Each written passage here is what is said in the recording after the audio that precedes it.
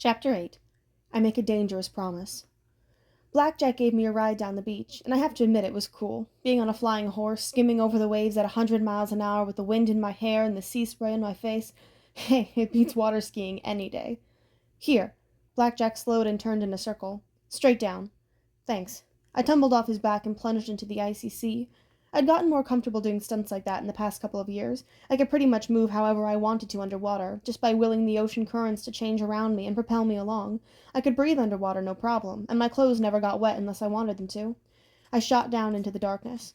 20, 30, 40 feet. The pressure wasn't uncomfortable. I'd never tried to push it, to see if there was a limit to how deep I could dive. I knew most regular humans couldn't go past 200 feet without crumpling like an aluminum can. I should have been blind, too, this deep in the water at night, but I could see the heat from the living forms and the cold of the currents. It's hard to describe. It wasn't like regular seeing, but I could tell where everything was. As I got closer to the bottom, I saw 3 hippocampi, fish-tailed horses, swimming in a circle around an overturned boat. The hippocampi were beautiful to watch, their fish-tails shimmering in rainbow colors, glowing phosphorescent. Their manes were white, and they were galloping through the water the way nervous horses do in a thunderstorm. Something was upsetting them. I got closer and saw the problem. A dark shape, some kind of animal, was wedged halfway under the boat and tangled in a fishing net. One of those big nets they use on trawlers to catch everything at once. I hated those things. It was bad enough they drowned porpoise and dolphins, but they also occasionally caught mythological animals. When the nets got tangled, some lazy fisherman would just cut them loose and let the trapped animals die. Apparently this poor creature had been mucking around in the bottom of Long Island Sound, and had somehow gotten itself tangled in the net of this sunken fishing boat. It had tried to get out and managed to get even more hopelessly stuck, shifting the boat in the process. Now the wreckage of the hull, which was resting against a big rock, was teetering and threatening to collapse on top of the tangled animal. The hippocampi were swimming around frantically, wanting to help but not sure how. One was trying to chew the net, but hippocampi teeth just aren't meant for cutting rope. Hippocampi are really strong, but they don't have hands, and they're not, all that smart. "Free it, Lord," a hippocampus said when he saw me. The others joined in, asking the same thing. I swam in for a closer look at the tangled creature. At first, I thought it was a young hippocampus. I'd rescued several of them before, but I heard a strange sound, something that did not belong underwater. Moo! I got next to the thing and saw it was a cow. I'd heard of sea cows, like manatees and stuff, but this was just a cow, with the back end of a serpent. The front half was a calf, a baby with black fur and big, sad brown eyes, and a white muzzle, and its back half was a black and brown snaky tail with fins running down the top and bottom like an enormous eel. "Whoa, little one," I said. "Where'd you come from?" The creature looked at me sadly. "Moo!" But I couldn't understand its thoughts. I only speak Horse. "We don't know what it is, Lord," one of the hippocampi said. "Many strange things are stirring." "Yeah," I murmured. "So I've heard." I uncapped Riptide, and the sword grew to full length in my hands, its brawn blade gleaming in the dark. The cow serpent freaked out and started struggling against its net, its eyes full of terror. "Whoa," I said. "I'm not going to hurt you. Just let me cut the net." But the cow serpent thrashed around to get even more tangled. The boat started to tilt, stirring up the muck on the sea bottom and threatening to topple onto the cow serpent. The hippocampi whinnied in panic and thrashed in the water, which didn't help. Okay, I said. I put the sword away and started speaking as calmly as I could, so the hippocampi and the cow serpent would stop panicking. I didn't know if it was possible to get stampeded underwater, but I really didn't want to find out. "It's cool. No sword. See? No sword. Calm thoughts, seagrass, mama cows, vegetarianism." I doubted the cow serpent understood what I was saying, but it responded to the tone of my voice. The hippocampi were still skittish, but they stopped swirling around me quite so fast. "Free it, Lord," they pleaded. "Yeah," I said, "I got that part. I'm thinking." But how could I free the cow serpent when I decided it was probably a she, panicked at the sight of a blade? It was just like she'd seen swords before and knew how dangerous they were. "All right," I told the hippocampi. "I need all of you to push exactly the way I tell you." First we started with the boat. It wasn't easy, but with the strength of 3 horsepower we managed to shift the wreckage so it was no longer threatening to collapse on the baby cow serpent.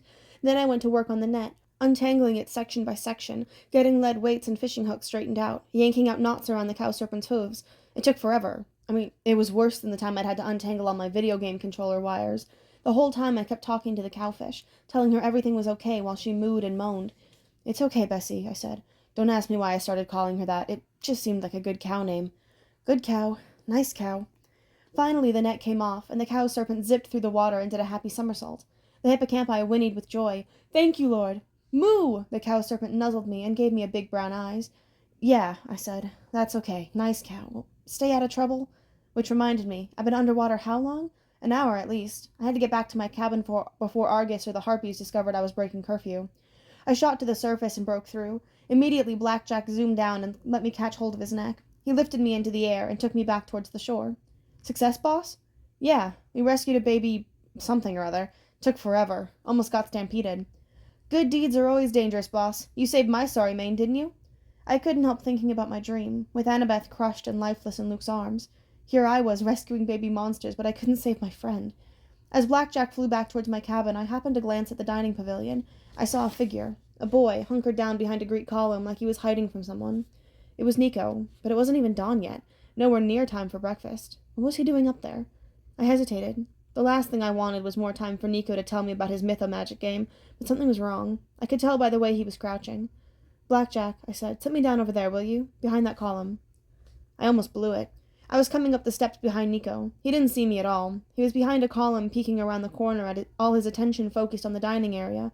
I was 5 feet away from him and was about to say, "What are you doing?" real loud, when it occurred to me that he was pulling a Grover. He was spying on the hunters. There were voices.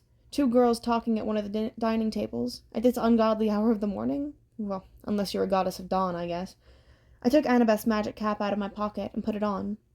I didn't feel any different, but when I raised my arms I couldn't see them. I was invisible. I crept up next to Nico and snuck around him. I couldn't see the girls very well in the dark, but I knew their voices. Zoe and Bianca. It sounded like they were arguing. "It cannot be cured," Zoe was saying.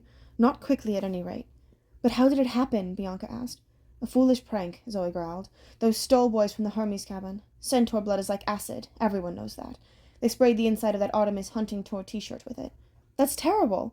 "She will live," Zoe said, "but she'll be bedridden for weeks with horrible hives. There's no way she can go. It's up to me. And thee." "But the prophecy," Bianca said. "If Phoebe can't go, we only have 4. We'll have to pick another." "There is no time," Zoe said. "We must leave at first light. That's immediate. Besides, the prophecy said we would lose one." "In the land without rain," Bianca said, "but that can't be here." "It might be," Zoe said, although she didn't sound convinced. "The camp has magic borders.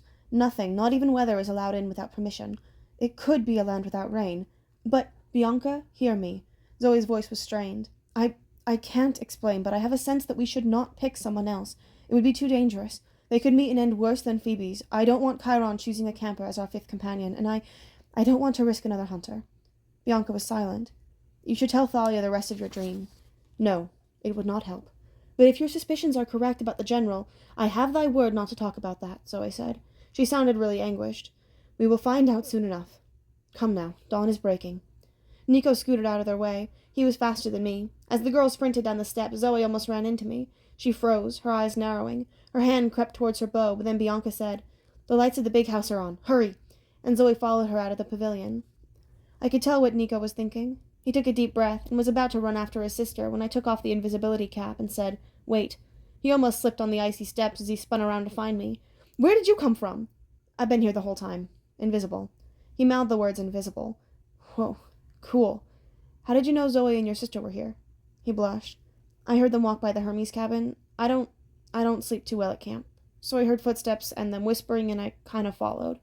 And now you're thinking about following them on the quest, I guess." "How'd you know that?" "Because if it were my sister, I'd probably be thinking the same thing. But you can't." He looked defiant. "Because I'm too young?" "Because they won't let you. They'll catch you and send you back here and... yeah, because you're too young. Remember the Manticore? There will be lots more like that, more dangerous. Some of the heroes will die." His shoulders sagged. He shifted from one foot to another. "Maybe you're right. But you can go for me." "Say what?" "You can turn invisible. You can go." "The hunters don't like boys," I reminded him. "If they find out..." "Don't let them find out. Follow them invisibly. Keep an eye on my sister. You have to. Please?" "Nico, you're planning to go anyway, aren't you?" I wanted to say no, but he looked me in the eyes, and I somehow couldn't lie to him. "Yeah," I said. "I have to find Annabeth. I have to help even if they don't want me to." "I won't tell on you," he said, "but you have to promise to keep my sister safe." That's a big thing to promise, Nico, on a trip like this. Besides, she's got Zoe, Grover, and Thalia. Promise," he insisted. "I'll do my best. I promise that." "Get going then," he said. "Good luck." It was crazy. I wasn't packed. I had nothing but the cap and the sword and the clothes I was wearing. I was supposed to be going home to Manhattan this morning. "Tell Chiron. I'll make something up," Nico smiled crookedly. "I'm good at that. Go on." I ran, putting on Annabeth's cap. As the sun came up, I turned invisible. I hit the top of Half-Blood Hill in time to see the camp's van disappearing down the farm road, probably Argus taking the quest group into the city. After that, they'd be on their own. I felt a twinge of guilt, and stupidity, too. How was I supposed to keep up with them? Run? Then I heard the beating of huge wings. Black Jack landed next to me. He began casually nuzzling a few tufts of grass that stuck through the ice. "If I was guessing, boss, I'd say you need a getaway horse. You interested?" A lump of gratitude stuck in my throat, but I managed to say, "Yeah, let's fly."